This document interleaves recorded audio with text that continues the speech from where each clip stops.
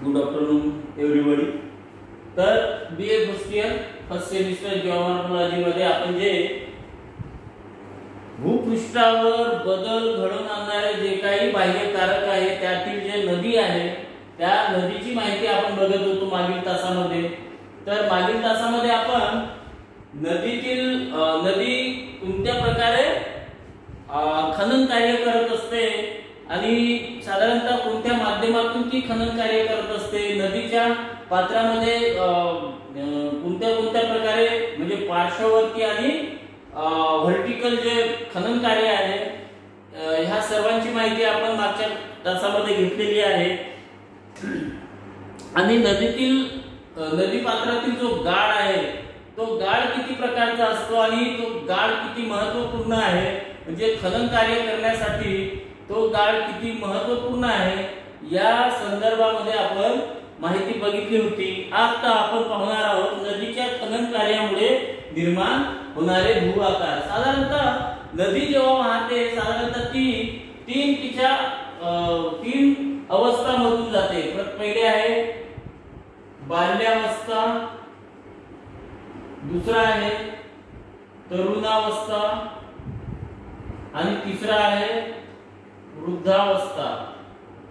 तर साधारणतः मानवाच्या ज्या काही तीन अवस्था आहेत, मानवाच्या सुद्धा तीन अवस्था आहेत, बाल्यावस्था, तरुणावस्था आणि वृद्धावस्था। या स्थितीवरूनच काय शास्त्रज्ञांनी नदीचे सुद्धा तीन अवस्था सांगितलेल्या आहेत आणि या तिन्ही अवस्था साधारणतः तिन्ही अवस्थांमध्ये वेगवेगळे भू आकार नदी तयार करत असते। तर बाल्यावस्था म्हणजे नदीचे जे उगमस्थान आहे त्या उगमापासून तर भूमी म्हणजे ज्या ठिकाणी सपाट मैदान आहे त्या ठिकाणी ती प्रवेश करते, त्या सर्व अवस्थेला बाल्यावस्था म्हणतात। त्यानंतर तरुणावस्था म्हणजे जेव्हा ती खाली पर्वतावरून खाली येते आणि तिथून मग ती एखाद्या पठारावरून वाहत असते तेव्हा ती तरुणावस्थेमध्ये असते। तर या वेळेस ती आपल्या खनन कार्याने विविध रूपे तयार करते आणि शेवटी काय आहे जेव्हा ती एखाद्या म्हणजे पठारावरून ती मग समुद्र किनाऱ्यापर्यंत ती प्रवेश करते आणि तिथून मग ती वृद्धावस्थामध्ये जाते। तर या वेळेस सुद्धा ती विविध प्रकारचे भू आकार तयार करत असते।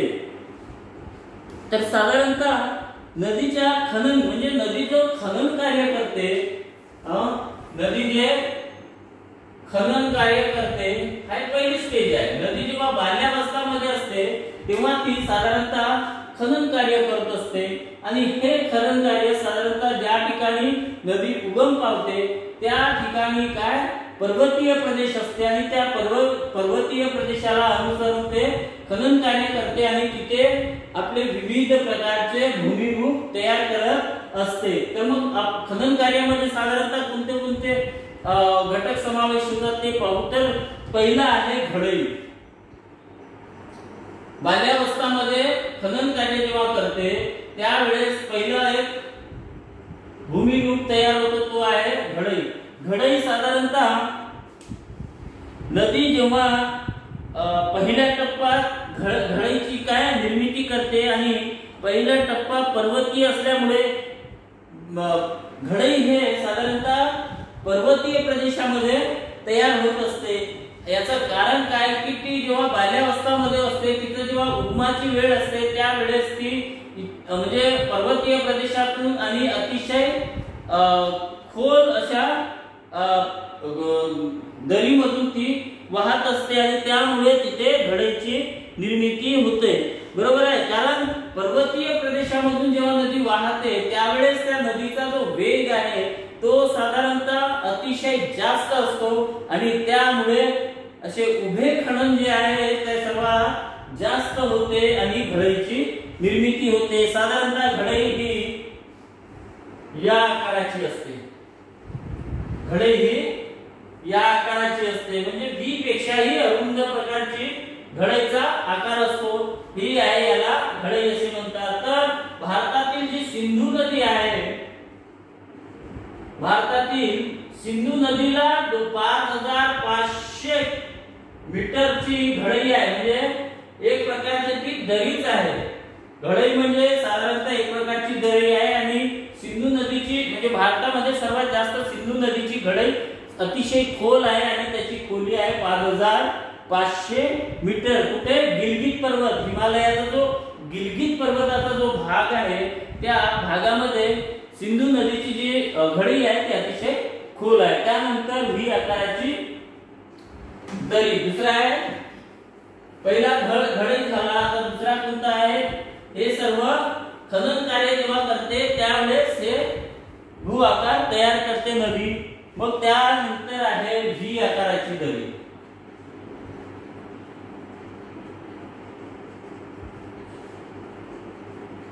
साधारणतः नदीचं जे उगम असते त्या उगमानंतर काही किलोमीटर अंतरावर गेल्यानंतर मग पहिले घळई, त्यानंतर मग हीच घळई काही अंतरावर व्ही आकाराची दरी, अशा व्ही आकाराच्या दरीमध्ये ही वाहायला लागते.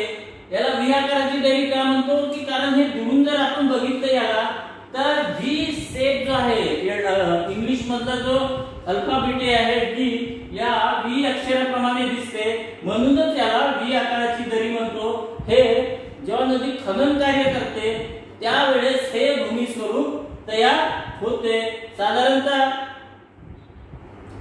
या जर खंडाळ्याजवळ उल्हास नदीचं जर उदाहरण घेतलं तर ही उल्हास नदी जी आहे 10 किलोमीटर पर्यंत येणे व्ही आकाराची दरी निर्माण केलेली आहे. ते कुठे?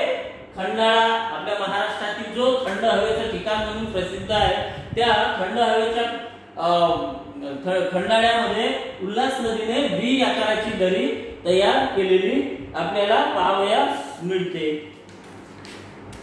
मग आहे कुंभगर्ता किंवा रांजणखळगे. मग यानंतर तिसऱ्या स्टेपला जेव्हा नदी प्रवेश करते त्यावेळेस साधारणतः नदीपात्रामध्ये काय थोडं म्हणजे पर्वतीय प्रदेशामधून जेव्हा थोडं अलीकडे येते तेव्हा त्याची थोडी स्पीड नदीच्या पात्राची कमी होते. मग तिच्या नदीपात्रामध्ये साधारणतः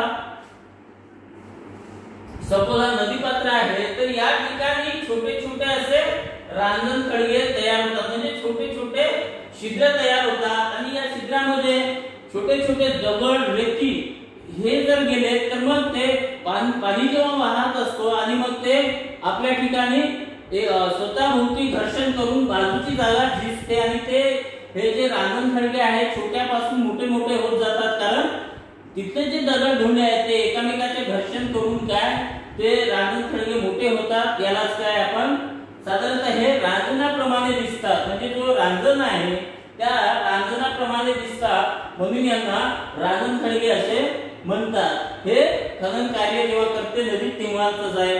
आणि त्यानंतर आहे मग धावत्या म्हणजेच रॅपल, इंग्लिश मध्ये त्याला रिपल म्हणतो. साधारणतः धावत्या या प्रकारची असते, म्हणजे नदीच्या प्रवाहामध्ये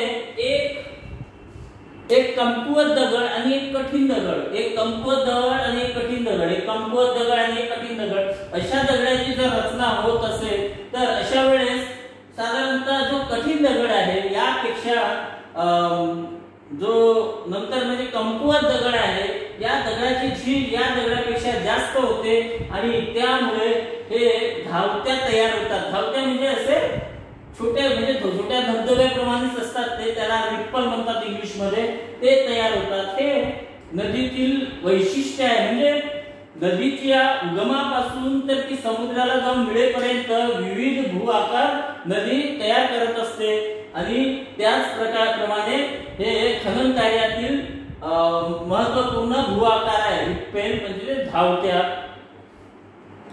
मग त्याचप्रमाणे धबधब्यांचं पण आहे की धबधबे सुद्धा तसेच आहेत. ह्याच रिपलचं मग सामोर जाऊन काय होतं की त्याचं रिपेलचं धबधब्यामध्ये रूपांतर होते. साधारणतः नदी जेव्हा वाहते त्यावेळेस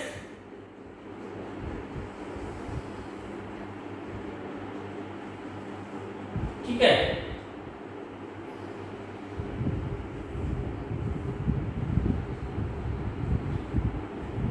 धबधबे साधारणतः याप्रमाणे तयार होतात.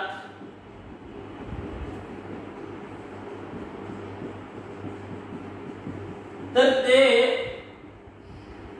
नदी जेव्हा वाहते तेव्हा तिचं पात्र याप्रमाणे असते आणि मग इथे पाणी पडतो आणि इथे काय एक खोलगट भाग तयार होतो. हे धबधबे कसे तयार होतात की नदी जेव्हा मूळ प्रवाहात वाहत असते त्यावेळेस ती कठीण दगडावर वाहत असेल आणि लगेच मग काही अंतरावर गेल्यावर जर नरम दगड किंवा ज्या दगडाची स्तरीत खडक ज्याला म्हणतो, ज्या दगडाची झीज लवकर होते अशा दगड जर मध्ये आला तर या दगडापेक्षा याच्या नंतरची जो दगड आहे या दगडाची झीज अतिशय जास्त प्रमाणात होते आणि अतिशय जास्त प्रमाणात झाल्याबरोबर इथे काय धबधब्यासारखा आकार तयार होतो आणि नंतर पुन्हा कठीण खडक असतो आणि पुन्हा नंतर कमजोर खडक असतो. तर याच्यामुळे काय की या दगडाच्या तुलनेत झीज फार लवकर होते आणि त्या ठिकाणी धबधबे